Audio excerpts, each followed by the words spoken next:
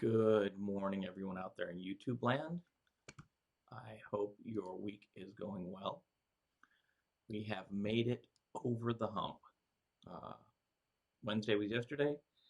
Today's Thursday. We're racing towards the weekend, and I am looking forward to some time off. This morning, our Illy coffee is safely nestled in a Salt Lake City, Utah cup. A great way of waking up. So today we are talking about the risk management framework. I'm trying to get my screen to look. It's not going to look right. That's okay. We'll talk about the risk management framework 2.0, which came out a little over a year ago now. Haven't seen a lot of people implementing it, and it doesn't do a bunch of brand new stuff. It does clarify a lot of things, though. In 1.0, there was a lot of requirements in there that were up to you to interpret, and now they're their own steps, their own tasks, and kind of gives you a better checklist, for making sure you do all those things. So I guess the first place to start is let's start with the traditional 6 steps of the RMF, right? So initially we started this thing, they were numbered 1 through 6, and we had number 1 was the categorize step, number 2 was the select step, number 3 was the implement step, number 4 was the assess step, number 5 was the authorize step, and number 6 was the monitor step. And we just numbered these 1 through 6. This was step 1, step 3, step 6, for those kind of examples. Made sense, and it was the life cycle of a system going through the risk management framework. And it was nice because it was aligned to the SDLC, or the system development lifecycle, or software development lifecycle, depending on what you're building. And it gave you gates along the way. It was nicely tied in to that SDLC. And again, it's the waterfall SDLC. So it's not agile, it's not built around agile, but it can certainly be used in agile environments, right? But it needs a little more work when we do agile, and we'll talk about that probably in a later video. But these 6 steps did great things. But a lot of times when we looked at this from the system level, it assumed that things were done at the organizational level. So Dr. Ross and the folks at NIST, they went and put together a new RMF, which left these steps alone. It got rid of the numbers, though, so we don't call them number 1 or number 3. They go by their names: categorize, or assess, or monitor. That's not a big deal in itself. We just get rid of the numbering scheme, and we call them by their name, and we abbreviate tasks in those steps. And for example, task 1.1 in the past. Now, the first tasking, the categorize step, will be C1, right? It's pretty easy. So the one thing they added was this new step in the middle. And a lot of times people call this step 0. And initially, I think even NIST called it step 0. But what it did, or it does, I should say, is it gets you ready for the RMF, right? This is done before the RMF starts, right? All those tasks that you should have been done, and it was funny that the old RMF 1.0, we'd get to a step, and there would be something in there, like in step 2, we did common control identification, which is an organizational level task, but it was kind of stuck in there with the system level stuff. So it's nice they've moved things around, and they've taken some of the implied tasks, or the tasks that were defined within other tasks, and they've created their own tasks. So there's new tasks. And when I say new, they're not totally new. They've pretty much always been there. But now they're called out by a specific task, right? For example, in step 4, when we get to assess, it was always in the guidance that you have a qualified assessor, that the assessor is independent and they're skilled in the technology they're going to be assessing. Now there's a specific task that calls that out. And what that says to me is, in the past, people were skipping that, right? And that was just an example. That happens throughout the new RMF 2.0. They've taken and created new tasks based on bigger statements in old tasks, right? So let's get this stuff off the screen. Skipped one there. And let's talk about what is in this new prepare step. And this morning, because we're trying to keep these cups of cyber fairly small, short, easily digestible, this morning we'll just talk about the organizational tasks within the prepare step. And then we'll have another session where we talk about the system level tasks within the prepare step, because there's requirements for both preparing your organization, which is very, very important and was often skipped, right? So in the past, we had, a system going to be developed, and there was a requirement to follow the RMF, but the organization hadn't done their steps. They hadn't done things like define common controls, which really you should have done, because one of the powerful things of the RMF is inheritance, right? So that the system owner isn't implementing 120 controls, they're implementing 20 controls because they've inherited 100 of them from the organization. There is no reason for, in most cases I should say, there's no reason for every system owner to create their own policies and procedures. That should really be done at the organizational level, right? And once it's defined a policy at the organizational level, every system owner can inherit that, right? And then take that off their list of things that they have to do. Same thing for, in most cases, organizational awareness, cyber awareness, and training, right? That should be done at the organizational level. There can always be things done at the system level, like we can reinforce that, we can make it a hybrid control, and in some cases, when it's really required, we can make that a system level control. But in most cases, we shouldn't. There should be a ton of controls we're inheriting. So when we get to that, we'll probably talk to it more. So, the first thing we do in this prepare step at the organizational level is define risk management roles. And maybe that's not the best color to be using for that. We'll probably fix that in future videos, but that's probably not the best color. But this is risk management roles, right? As an organization, we need to define who the roles, what the roles are, and what kind of requirements are defined for those roles, and what are the responsibilities for those roles, right? And we can start with the RMF itself, NIST Special Publication 837, and we can read their requirements. We can read what is the requirement for a chief security officer or a senior information security officer? What are those requirements? And we can build our own definitions based on that. If you're in the government, you may not have great flexibility in creating your own definitions, but the RMF is not only for government organizations and agencies. The RMF can be used easily in any corporate environment, in any private sector environment, to give you a nice framework to start with, especially for those organizations that are, struggling to get a program built. It's already there. It's already free. There's a ton of people, I shouldn't say a ton. There's a lot of people that are trained in the RMF, right? On Cyber-Recon, there's a track out there for the RMF now, and it's going to be rewritten. It'll be rewritten with the 2.0 stuff. You can go out and go through it. Grab the free download. Obviously, if you want to buy a book, I can recommend a great one on Amazon. Just getting ready for its second revision. But go out there, get the free material, start looking through it. It makes great sense. It's tied to the SDLC. And it's got a huge set of controls that are in a partner document, the control catalog. So we can build our program starting with these roles and responsibilities. Get them down in writing. Define who the chief security officer is. Define, if you have one, who the chief information security officer is. Define who the ISO is, or the information system security officer. What are those roles, and what are they required to do? Is there training requirements for those different roles?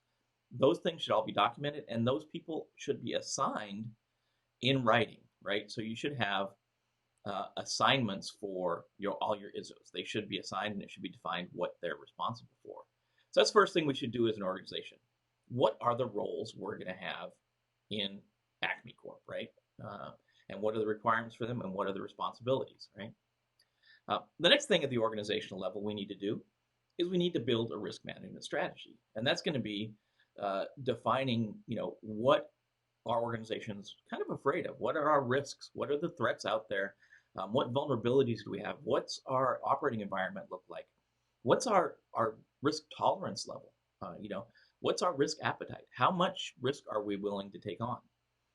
Are we, risk averse? We're going to stay away from risk. We're going to avoid risky things, or are we risk seeking? Are we looking for things that are maybe a little more risky and they're going to result in a greater reward, right? So we have to see where we're at. What's the strategy at the organizational level? Because that sets the tone for every system, right? So if you're a risk-seeking organization, right, you're going out there, maybe you're trying to capture new market share, maybe you're building new things, maybe you're just the tone of the organization is seeking risk, then system owners can be a little more flexible in their ability to build a system with that risk tolerance level, with that risk appetite level. But if you're risk averse and system owners have that same, kind of risk-seeking appetite, there's a mismatch. So when their systems go forward to get approved, there's going to be conflict, right? So we want this tone set at the top. We want to know, what is the requirement? What's our risk management strategy? And how are we going to take care of this? What are our threats? What are we worried about, right? An organizational risk assessment. We should have this done, right? The organization should go out and assess where it's at in this risk spectrum, right? It's going to define, do we have good programs in place? And normally these organizational level risk assessments will be beyond just cyber. So we're going to look at physical, we'll look at administrative security, we'll look at different things, and then we'll look at the threat environment: physical, political, cyber. What's the threat environment look like? What are the threat actors we're worried about? Are we worried about activists? Maybe we have an organization that, maybe we have a company that makes fur coats, right? So there's probably a lot of hacktivists that will come after us. So we have to worry about those threat actors and what they can do to us. If we're a government organization that is maybe in the intelligence space, we probably have nation states that are the threat actors that will come after us, among other things, right? So the organization has to do this risk assessment and see where they're at on the playing field, right? And that's going to help develop the program for the systems, because later on the systems are going to have to do the same thing. They'll have to do a system level of risk assessment, and that should fit into the view of the organization. We also, in RMF 2.0, we have things like this. This is a optional step, right, or an optional task, I should say. This is where we can build tailored baselines or cybersecurity framework profiles. And this is just taking that normal baseline, right? So NIST is going to have, a moderate level baseline, and we can go ahead and say, yeah, we're going to have a baseline called Scooby-Doo. I don't know, and that's going to be maybe based on the moderate level baseline. But we're going to add in these 15 controls because we think those are important. And then any system that meets that requirement will get that Scooby-Doo baseline approved, right? So this is just saying, same thing we've always had. Organizations can build their own baselines, right? If you're in an organization that has required baseline set, like maybe you're in the government and you have something like you have to use low, moderate, or high baselines, you can still go in and use that moderate baseline and build it for maybe, systems deployed overseas. And you add 10 controls to the baseline.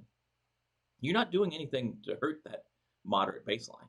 You're just creating a kind of a moderate plus baseline, right? When we go to remove controls, we're going to always want to do that through either a overlay process or a manual tailoring process. But we can build as many baselines as we want at the organization. The organization can approve those, and that'll help the system owner in getting their system done faster. They're not going to have to think so much about what baseline to use. I can pull that right off the shelf and say, here's the controls that I know I've got to implement. And that's really what a baseline is. It helps the system owner understand the baseline controls that are going to be required when they go to get assessed, right? And if I go for my authorization, I've got to have certain controls in place. And that's what the baseline does. So we can tailor these, and it's optional because, you know, it's up to the organization whether they want to build them or not, right? We also have a movement of a control, and we talked about this a little bit earlier. This was in step 2, was step 2, task 1, common control identification. That's been moved up to the prepare step under the organization. Obviously, this needs to be done before we start building systems, right? Common controls are there to help the system owner not have to implement every control in their baseline, right? This makes it more efficient. It makes it less expensive, and obviously faster. We can get systems built faster if we're not implementing every single control at the system level.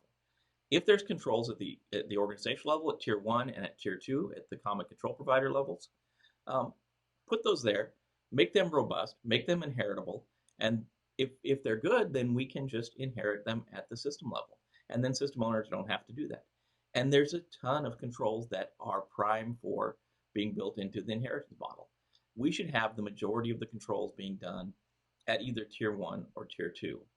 The system level should really be the minority of the controls. It should be those technical controls that are specific to that system.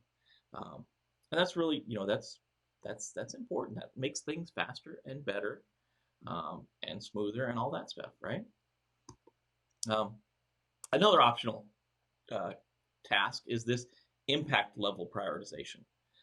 Just like building baselines, your organization can go in and say, we're going to build new impact levels. And for the normal government, impact levels are low, moderate, and high. The DoD and the intelligence communities have a kind of a three-type categorization. I don't know what to call it. It's based on the security objectives of confidentiality, integrity, and availability. Each of those gets its own rating, right? This happens in the rest of the government too, but they take that one step further and combine it down into the highest rating, right? What's called the high watermark. They'll have something in the DoD or the intelligence community. It will be something like low, moderate, right? So it'll give a impact rating for confidentiality, impact rating for availability, and an impact rating for integrity. Sorry, I'm losing my mind early in the morning. Not enough coffee, probably. So either way you do it, you can also add to those in your organization, right?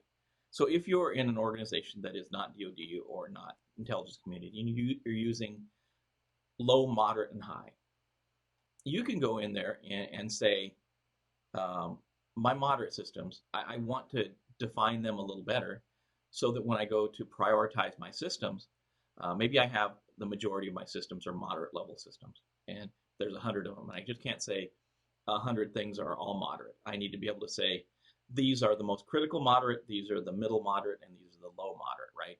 So I can go in and say, in NIST, they say something like moderate, low moderate, and high moderate. I think that's muddies the water with the way the intelligence community and the DoD do things. I would say, like level 1 moderate, level 2 moderate, level 3 moderate. Whatever way you do that naming convention, that's up to you. That's up to the organization if you want to do this. But it gives you the ability to say, of all my moderate control, or of all my moderate level systems, moderate impact systems, these are the most important moderate, these are the middle important moderate, and these are the low important moderate. So that when I go to prioritize things, when I go to spend my money, I can say, okay, I'm going to spend more on these high moderate systems or level 1 moderate systems, right? So maybe I've only got 5 high impact systems. We get through those, we get them implemented correctly. Now we're into the 100 moderate level systems. How are we going to allocate our resources, right? And that's where we want to use this. So we don't have to use this. We just can't. It's available to us as an organization to build these other impact level prioritizations, right? And then finally, we have to build a continuous monitoring strategy at the organizational level, right? or information security continuous monitoring strategy, depending on where you grow up, right? ISCM, or information security continuous monitoring, has to be set at the organization level. That way we know the requirements we can set at the system level. And for example, we say, this is going to say how often, how frequently we monitor a control. So we may say policies and procedures, they're not as perishable as other controls.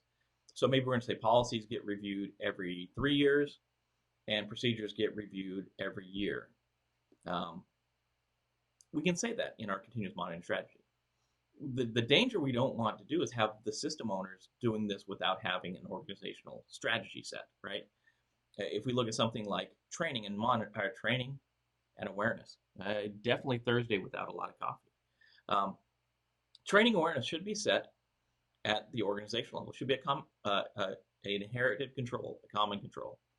So when we set our ISCM for training and awareness, we may say that every organizational individual has to go through information security awareness and training annually, right? And now we've made a standard for the entire organization. If we don't do this at the organizational level, System A may say, I want everybody trained annually.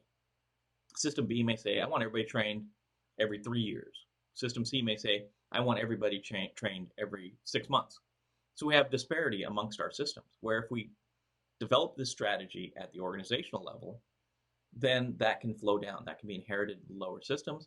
The strategy can be implemented at lower systems. They'll know as they build the system, this is our ISCM. And again, like other things, the system owner is going to have to build a system level ISCM for the controls they implement on that system. So those are the new organizational tasks. We'll flesh them out. This was kind of a high level overview. It wasn't a deep dive into each of these tasks. It didn't define everything that was required in each of these tasks. We'll do that in the RMF playlist. We'll build this out in the RMF playlist, and I guess certainly when that's ready, we'll add a, I guess I should use the right mirrored here. We'll add a tile or something you can click above, and you can go check out that playlist. So hopefully you're having a good morning. Hopefully things are going well. Hope you're having a good Thursday, ready for the weekend. And please join us again tomorrow for tomorrow morning's Friday version of Cup of Cyber. As always, please like the channel, subscribe, hit that bell. That way you'll know when these things are coming out. And do know that beyond Cup of Cyber, we've got other programs that are being produced now and are going out either Monday or Thursday. Our IT training track will start today, starting the IT Fundamentals Plus training. That'll be out a little bit later today, where Emily and I talk about how we number, how we number in computers, binary, hexadecimal, and regular old, the numbering schemes, right? And binary, decimal, and hexadecimal are the things we talk about. Look forward to that. Hopefully see you tomorrow morning. Hopefully see some folks showing up early in the morning. Join us, and I will see you tomorrow. Enjoy your day.